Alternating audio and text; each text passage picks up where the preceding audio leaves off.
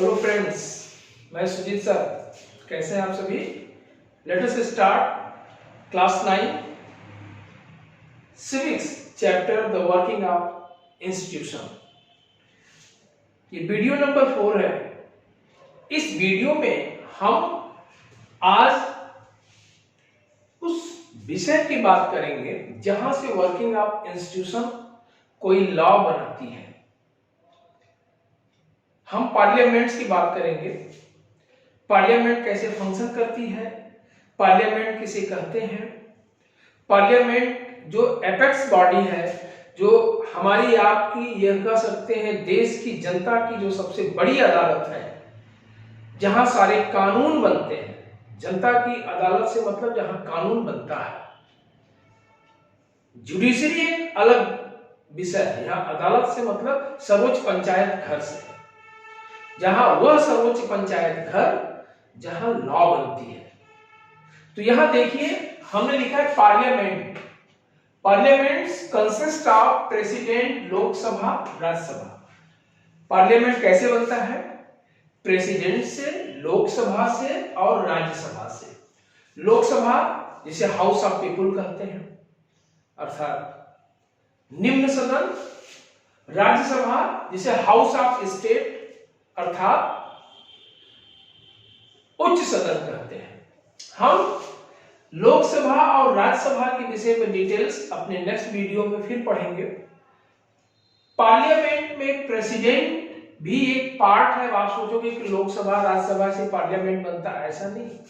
लोकसभा, राज्यसभा और प्रेसिडेंट से बनता है। प्रेसिडेंट न तो लोकसभा का मेंबर होता है न तो राज्यसभा का, लेकिन वह पार्लियामेंट का पार्ट होता है। जो भी लॉ बनते हैं हमारे देश में वो लोकसभा राज्यसभा में डिस्कस होते हैं। दोनों हाउसेस से जो बिल पास हो जाती है, तो जब प्रेसिडेंट्स का सिग्नेचर हो जाता है तब वो कानून के रूप में हमारे आपके पूरे देश में लागू होता है। इसीलिए प्रेसिडेंट पार्लियामेंट का पार्ट है।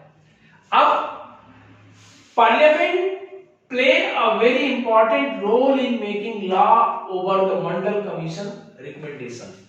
पार्लियामेंट एक बहुत बड़ा रोल प्ले करती है कोई लॉ बनाने में। जैसा कि हम लोगों ने अभी प्रीवियस वीडियो में देखा कि जो मंडल कमीशन की रिपोर्ट 27% लागू हुई एससी-बीसी रिजर्वेशन का, वह पार्लियामेंट में डिस्कस होने के बाद ही लागू हुआ।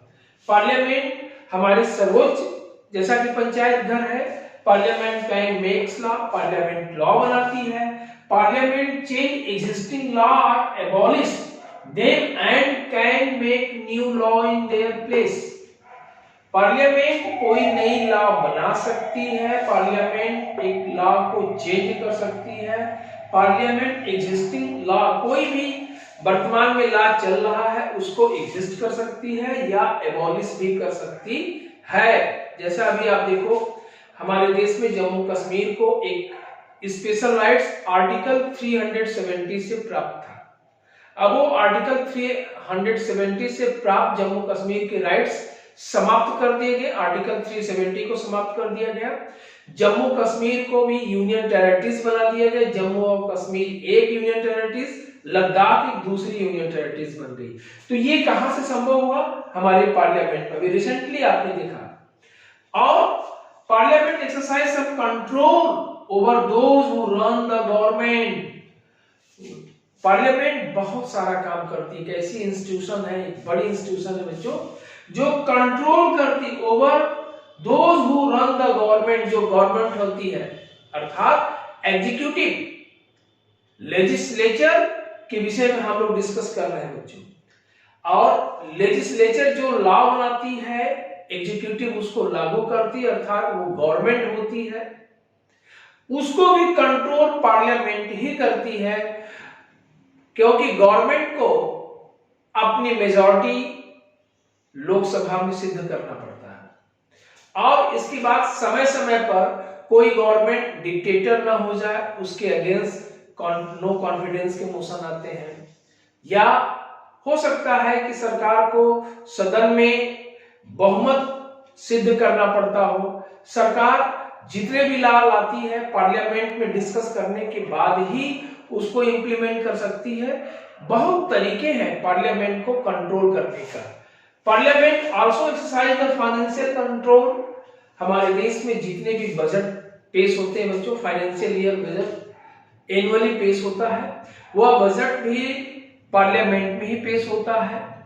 लोकसभा में बजट पेश होने के बाद टैक्स कितना लगना है, टैक्स कितना घटना है, कहां कहां पे सरकार को देश के सोशल वेलफेयर के लिए जो नई नई स्कीम लाती है एक्सपेंडिचर की, और सोशल वेलफेयर को ध्यान में रख करके सरकार बताती है, चाहे रोड के लिए, ट्रांसपोर्ट के लिए, कम्युनिकेशन के लिए, इलेक्ट्रिसिटी के लिए, स्कूल के लिए, हॉस्पिटल के लिए, हेल्थ के लिए, एक्सेट्रा, जो भी फाइनेंशियल उसके खर्च होते हैं उन सब पर पार्लियामेंट कंट्रोल करती है और सभी चीजों का पार्लियामेंट्स में जवाब देना पड़ता है गवर्नमेंट को। इसलिए कहते हैं कि parliament is the apex body. Parliament act as the highest forum of the discussion and debate on public issues and national policy.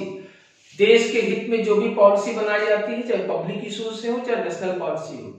जैसे आपने देखा कि 27% का मंडल कमीशन रिपोर्ट 1990 में जो इंप्लीमेंट हुआ, सच ये है कि वो कितने लंबे डिस्कशन के बाद, कितने लंबे डिबेट के बाद वो इंप्लीमेंट हुआ।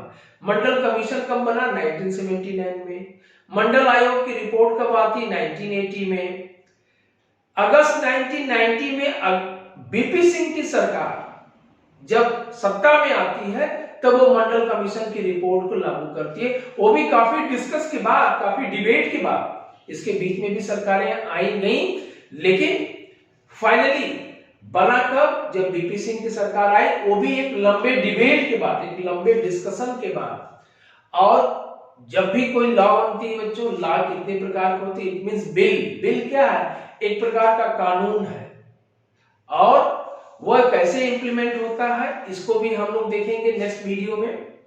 तो पार्लियामेंट हाईएस्ट फोरम होती है कोई भी लॉ बनाने के लिए, डिस्कस करने के लिए, डिबेट करने के लिए, देश के हित में जो भी नेशनल पॉलिसी बनाई जाती है उसमें पार्लियामेंट का ही फाइनल अंतिम डिसीजन होता है। इसीलिए कहा जाता है it is a highest forum, सर्वोच्च पंचायत घर। ये है पार्लियामेंट्स के मेन वर्क। यही आपसे क्वेश्चन पूछ सकता है, what is the function of parliament. अब पार्लियामेंट की जो ऑर्गन है, लोकसभा, राज्यसभा, अर्थात उसकी जो लेजिस्लेचर बॉडी है, यहाँ पर बिल कैसे लाई जाती है, बिल कैसे इंप्लीमेंट होता है, हम इसको अपने नेक्स्ट वीडियो में देखते हैं। वीडियो आपको कैसा लगा बच्चों? आप लाइक करें, आप कमेंट सेक्शन में जरूर अपने जवाब दें। Thank you for watching video.